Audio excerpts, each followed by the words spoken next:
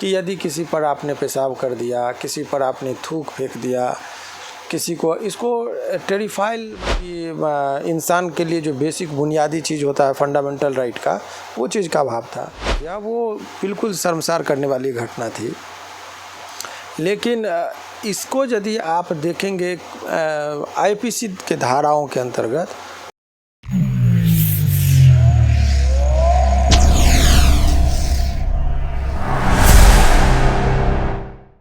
नमस्कार, मैं शंभू कुमार, मैं अभी हाई कोर्ट में हूँ। मेरे साथ जाने माने वकील शिवनंदन भारती जी हैं।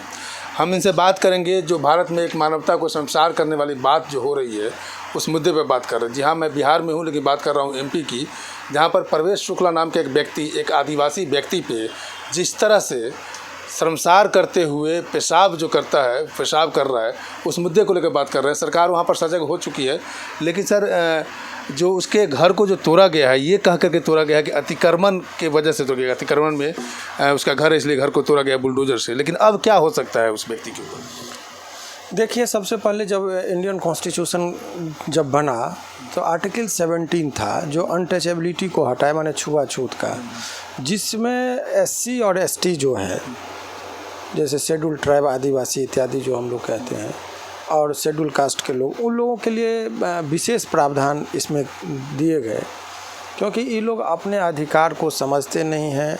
इंसान रह के भी इन लोगों इतने पिछड़े थे कि इंसान के लिए जो बेसिक बुनियादी चीज़ होता है फंडामेंटल राइट का, वो चीज़ का अभाव था।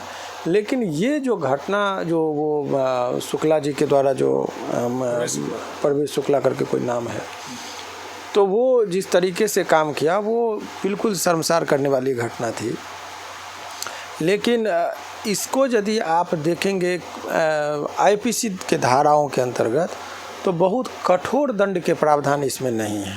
जो वास्तविक चीज़ है कि यदि किसी पर आपने पेशाब कर दिया, किसी पर आपने थूक फेंक दिया, किसी को इसको टेरिफाइल, माने इसमें जो है ये बहुत माने छोटे तबके का अपराध की श्रेणी में है, क्योंकि बहुत हीनियस चीज़ इसको माना नहीं गया आईपीसी के मुताबिक।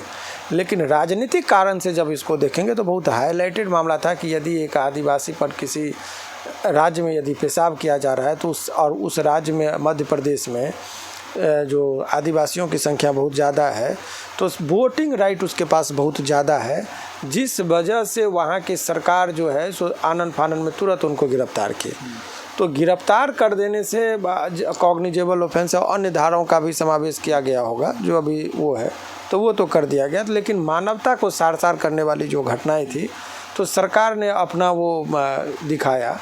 अब रही बात, देखिए, इसमें सरकार के पास शक्तियाँ होती है, लेकिन कभी कभी शक्तियों का दुरुपयोग भी होता है।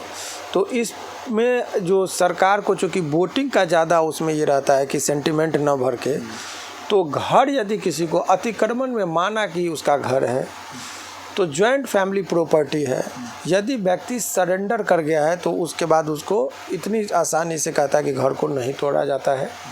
लेकिन सरकार सारे रिस्क को ली। सरकार भी चाह रही थी कि ये मामला तुल पकड़े कि घर हमने तोड़ दिया, ताकि जो आदिवासियों के बीच में जो एक आक्रोश पैदा हुआ था, चूँकि वो एक पार्टी विशेष के से उसका नाम जोड़ा जा रहा था कि बीजेपी का वो व्यक्ति थे, तो और बीजेपी के वहाँ पर मुख्यमंत्री है, इसीलिए उन्होंने डैमेज कंट्रोल करने के लिए कैमरा के सामने वो एक आदिवासी का चरण पखार कर और उनको ये लगाए शुद्धिकरण तौर पर, सम्मान नहीं, वो एक डैमेज जो उनका हुआ था वो कंट्रोल किए कि भाई हमको आदिवासी को कितना सम्मान। ये राजनीतिक कारण है इनके।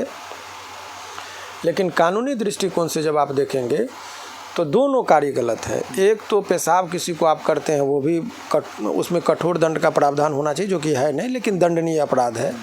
परंतु यदि किसी व्यक्ति का ज्वाइंट फैमिली प्रॉपर्टी है और यदि अतिक्रमण में है, तो आप प्राय 15 दिन के नोटिस पहले आप देंगे उसको कि आप उसको खाली कर लीजिए, फिर अतिक्रमण बाद चलेगा। अतिक्रमण बाद का मतलब पहले ये तो साबित हो जाए कि इतना पोर्शन है। अमीन साहब स्थल का निरीक्षण करते हैं, निरीक्षण करने के बाद वो एक रिपोर्ट बना कर देते हैं, उसके बाद उसके ऊपर अतिक्रमण बाद चलता है। अतिक्रमण बाद में यदि ये साबित हो जाता है कि यह घर इंक्रोचमेंट का है, अतिक्रमण किया गया है, तो 15 दिन का, चूँकि आवासीय गृह को ऐसे नहीं तोड़ा जाता है, तो 15 दिन का नोटिस उसको दिया जाता है कि आप इसको खाली कर लीजिए, नहीं तो अगले तिथि को हम इसको तोड़ देंगे। तो ये तमाम तरह का चीज़ का प्रोसीजरल चीज़ का एरर है। तो इसको यदि देखा जाए तो विधिवत जो घर जो तोड़ा गया है, तो प्रक्रियात्मक जो लॉ की बात, मैं किसी व्यक्ति विशेष की बात नहीं कर रहा हूँ, लेकिन सरकार तोड़ दी। सरकार आजकल बुलडोज़र का एक कंसेप्ट चला है, तो उसी कंसेप्ट में जो है सो घर उसका तोड़ा गया है।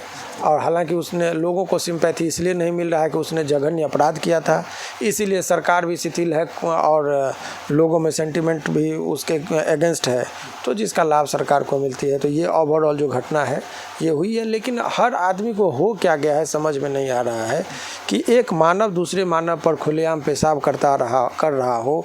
ये जो सोच, सामंतवादी वाली सोच जो लोगों में आ रही है, उस पर लोगों को विचार करना चाहिए कि हर आदमी को जीने का अधिकार है, सम्मानपूर्वक जीने का अधिकार है। एक दूसरे का मानव होकर मानव का सेवा नहीं करते हैं, मानव का सम्मान नहीं करते हैं, तो ये गलत है। लेकिन ओवरऑल इस पूरे घटना का जितना भी निंदा किया जाए वो कम है। लेकिन बुलडोजर से जो मकान तोड़ा गया है बाय लॉ, तो गलत हो गया ना उसमें? जी, ये अभी तक प्रथम दृष्टया जो देखने से प्रोसीजरल चीज़ का जो है उसमें यदि विवेचना किया जाएगा तो उस दृष्टिकोण से जो है सो प्रक्रियात्मक चीज़ में एरर जरूर है। राजनीतिक फायदे के लिए ये काम किया गया। अब ये पॉलिटिकल बयान हो जाएगा। मैंने कानूनी दृष्टिकोण पर मैंने बताया कि किसी के घर को कोई ऐसे नहीं तोड़ सकता है। चलिए, अब दूसरा मुद्दा आ गया। हम एमपी से बिहार आ जाते हैं। मुजफ्फरपुर में भी हाल फिलहाल ही मुश्किल से 5-6 दिन पहले एक घटना घटी है साहेबगंज के आसपास। ऐसे ही दलित एक व्यक्ति है जो किसी स्वर्ण जाति के कल पे जाके पानी पीते हैं, और सिर्फ पानी पीने के वजह से उसको पीट के मार दिया गया। देखिए, ये जो घटनाएं आप बोल रहे हैं, इसीलिए आयोग का गठन होता है, SC/ST आयोग है, उसके बाद आपको एक्ट बना है, अधिनियम बना है उन लोगों के सपोर्ट में। तो अभी आपने देखा होगा कि भागलपुर की एक घटना है, एक शेड्यूल कास्ट महिला को डाइन कहकर प्रताड़ित किया गया, तो जिसका बाद में हम लोगों ने बॉडीगार्ड भी दिलाया, जो भी चीज़ है। तो ये बहुत चर्चा है। तो ये कानून तो यदि लोग तोड़ते हैं उसके लिए कड़े दंड का प्रावधान है। तो खास करके वो जो शेड्यूल कास्ट के लोग थे, केवल पानी पीने के लिए चला गया और उसको पीट कर हत्या कर दिया गया। तो ये कहीं ना कहीं समाज में फिर से जो पहले एक दौर एक आया था, जहाँ पर कुछ लोग जो थे सो पिछड़ा, अति पिछड़ा और शेड्यूल कास्ट के, अनुसूचित जाति के लोगों के प्रति अब इन लोगों का एक बोलबाला हो गया था। लेकिन धीरे धीरे ये डिस्टेंस कम होने लगी है। तो ये एक सरकार को इस पर विवेचना करने की ज़रूरत है कि आखिर ये इस तरह का क्यों घटना फिर से बढ़ने लगा है। तो अब ये तो सरकार के तौर पर ही इसको कंट्रोल किया जाता है। लेकिन रही बात कानूनी दृष्टिकोण से, तो यदि इस तरह की वारदात हुई है तो उसके लिए कठोर दंड के प्रावधान है और उस व्यक्ति को आजीवन कारावास की सज़ा कम से कम है और उसको होगा, ये ट्रायल में जाएंगे। तो इसमें परवेश शुक्ला को अगर सज़ा होगी तो कितने दिन की सज़ा हो सकती है? उसमें परवेश शुक्ला के ऊपर इल्ज़ाम जो है केवल पेशाब करने का, तो जो वीडियो जितना दिख रहा है उसके आधार पर कठोर दंड के प्रावधान नहीं, 3 से 4 महीने का उसमें सज़ा हो सकता है, ज़्यादा का नहीं। चलिए, आपने सुना परवेश शुक्ला के मैटर को भी आपने सुना। मुजफ्फरपुर में जो एक व्यक्ति को मार दिया गया पानी पीने की वजह से, उस मुद्दे पर भी आपने सुना शिवनंदन भारती जी को। अगर आप इस वीडियो को देख रहे हैं तो इस वीडियो को देखते ही आप चैनल को सब्सक्राइब करें, लाइक करें। मैं शंभू कुमार, कैमरा जर्नलिस्ट राजेश के साथ, पटना।